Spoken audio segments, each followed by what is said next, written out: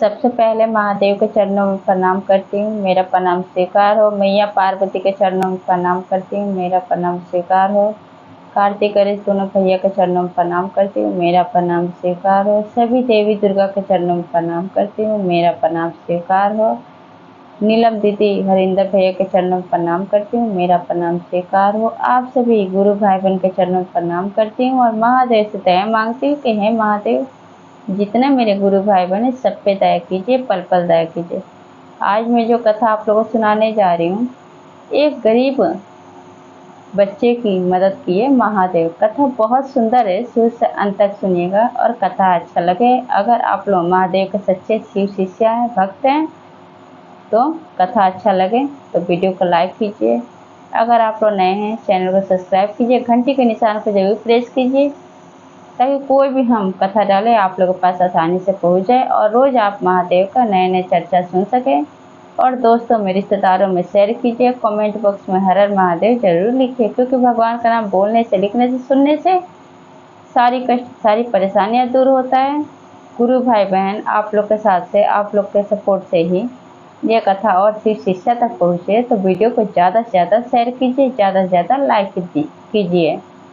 चलिए, इससे ये होता है ताकि और भक्त तक ये वीडियो पहुंचता है। तो चलिए ज़्यादा बात नहीं करते हुए कथा शुरू करते हूँ। एक गांव में एक आदमी था। आदमी के घर में उसकी एक पत्नी थी, एक उसका बच्चा था, लड़का था उसका।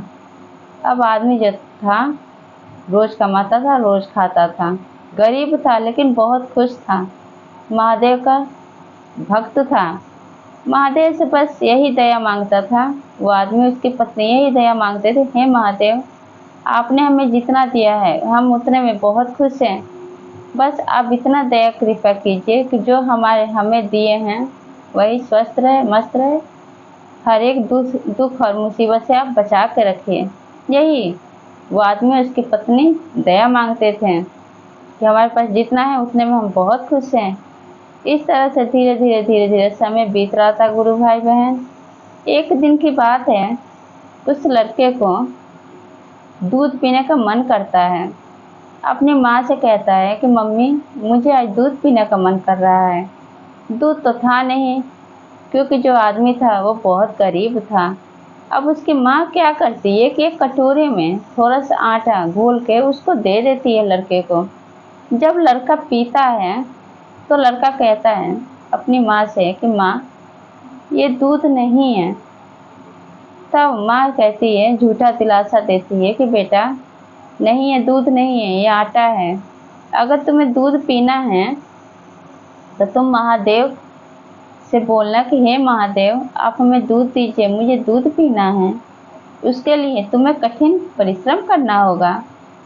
तब वो बच्चा क्या करता है, अपनी माँ की जब ये बात सुनता है तो उसी दिन से अब महादेव के मंदिर में पूजा करने जाने लगता है। जब जाने लगता है तो कैलाश पर्वत पे महादेव, मैया पार्वती सब देखते रहते हैं। फिर महादेव को क्या सूझता है कि वो उस बच्चे का परीक्षा लेने के लिए चले आते हैं। तो अपने असली रूप में तो आ नहीं सकते, तो वो महादेव एक इंद्र के रूप में उस बच्चे के सामने आते हैं परीक्षा लेने के लिए, और आके उस बच्चे के सामने लगते हैं महादेव को उल्टा सीधा बोलने कि मांगो, तुम क्या मांगते हो, मैं तुम्हें बहुत कुछ दे सकता हूँ। महादेव है वो किसी काम का नहीं है, बहुत खराब इंसान है। यही सब बुराई करने लगते हैं जो इंद्रदेव थे। और इस बच्चे को नहीं पता था कि जो इंद्रदेव आए हैं वो स्वयं महादेव हैं। तब वो बच्चा कहता है इंद्रदेव से कि यह आप क्या बोल रहे हैं, आपकी मैं बात नहीं सुन सकता हूँ। मैं अपने महादेव के खिलाफ एक शब्द आपके मुंह से सुन नहीं सकता हूँ। आप जो कोई भी हैं, आप यहाँ से चले जाइए, हमें आपसे कुछ नहीं चाहिए। ऐसे बच्चा बोलने लगा। जब इतना बात सुनते हैं महादेव, जो इंद्र के रूप में गए थे, अब वो खुद को रोक नहीं पाते हैं। उस बच्चे की सच्ची भक्ति देख के, सच्ची आस्था देख के गुरु भाई बहन, अब महादेव अपने असली रूप में आ जाते हैं। जब असली रूप में आ जाते हैं, तो अब वो बच्चा देख के खुशी के मारे खुद को संभाल नहीं पाता है और महादेव के चरणों में गिर जाता है, महादेव के पैर छू के प्रणाम करता है। तब पूछते हैं महादेव कि मांगो, तुम क्या मांगते हो? तो बच्चा कहता है कि महादेव, हमें दूध पीने की लालसा थी, लेकिन आपका स्वरूप का दर्शन हो गया, मैं धन्य हो गया, मुझे कुछ नहीं चाहिए, बस आप मुझे इतना मुझ पे दया कीजिए, इतना आप अपना दया कृपा बरसाइए कि जब तक इस धरती पे मैं रहूं जिंदा, तब तक आप मेरे साथ रहिए, अपनी भक्ति हमें प्रदान कीजिए और मेरा जब जीवन पूरा हो जाए, जब मैं मरूं, तो आप मुझे खुशी खुशी अपने शिव धाम में जगह दीजिए। भोलेनाथ, बस यही इच्छा, यही मन में इच्छा लिए मैं आपसे मांगता हूँ। तब अब महादेव वो छोटे से बच्चे की सच्ची भक्ति देखे, आस्था देखे खुश हो जाते हैं और कहते हैं कि और कुछ मांगो। तो कहता है बच्चा कि नहीं, हमें कुछ नहीं चाहिए भोलेनाथ, आपके स्वरूप का दर्शन हो गए, इतना ही पाके मैं धन्य हो गया हूँ, जो मैं आपसे मांग रहा वरदान वो पूरा कर दीजिए। तब महादेव उस बच्चे का सच्ची आस्था और भक्ति देख के उसे कह देते हैं बच्चे को, तथास्तु। और वहाँ से क्या होता है गुरु भाई बहन, कि वहाँ से महादेव अपने कैलाश पर्वत पर लौट जाते हैं और वो बच्चा अपने माता पिता के पास घर पे आता है और वो बच्चा अपनी माँ से सारी बात बताता है कि मुझसे मिलने के लिए महादेव आए थे।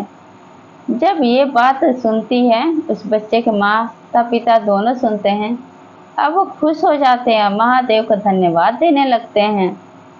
माँ भी कहती है कि हे महादेव, आज मेरे बच्चे की सच्ची आस्था, सच्ची भक्ति देख के आप उसको दर्शन दिए, हम तो धन्य हो गए।